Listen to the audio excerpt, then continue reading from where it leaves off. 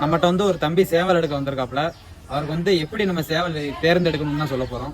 வாங்க அந்த வீடியோல பார்க்கலாம். இப்போ புதுசாக நீங்கள் வெப்போர் சேவல் வளர்க்க ஆரம்பிக்கணும் அப்படின்னா பட்டால இருந்து எடுத்து வளர்க்கணும்.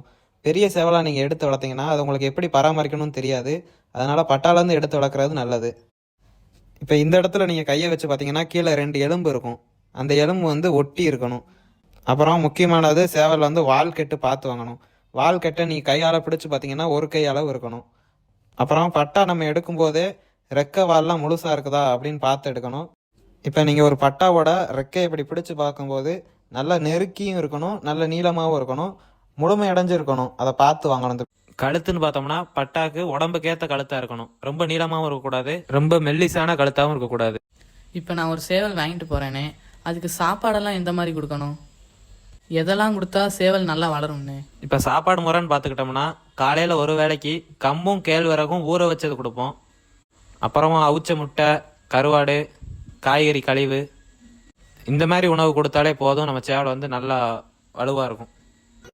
இந்த ஊசி என்னன்னு பார்த்தீங்கன்னா டாக்ஸின்ங்கிற ஊசி. இந்த ஊசி வந்து இப்போ நம்ம சேவல் சண்டை போட்டிருக்கு அப்படின்னா அன்னைக்கு நைட்டு இந்த ஊசியை போடணும். சேவலோட உடம்பு வலி, உள்ள ரத்த கட்டி, இந்த மாதிரி உள்ளதை சரி செய்யும். அப்புறம் இந்த டானிக் பார்த்தீங்கன்னா ஓஃப்ளாக்சின்.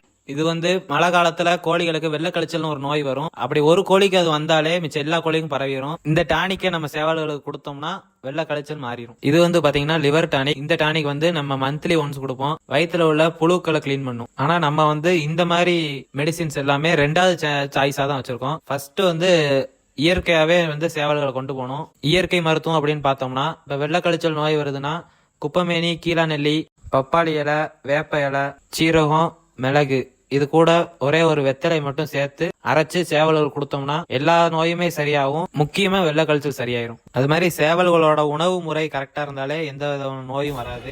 சேவல் எப்படி வாங்கணும் உங்களுக்கு ஒரு ஐடியா கிடைச்சான்னு நினைக்கிறேன்.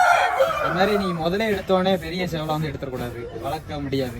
அதனால பட்டால இருந்து எடுத்து வளர்க்கணும். இப்ப நான் சொன்னதெல்லாம் பார்த்து தான் சேவல் வாங்கணும். நான் சொன்ன டீட்டெயில்ஸ் வச்சு உங்களுக்கும் சேவல் எப்படி தேர்ந்தெடுக்கணும்னு புரிஞ்சிருக்கும். அதை பார்த்து நீங்களும் நல்ல சேவலை தேர்ந்தெடுத்து வாங்கிக்கோங்க.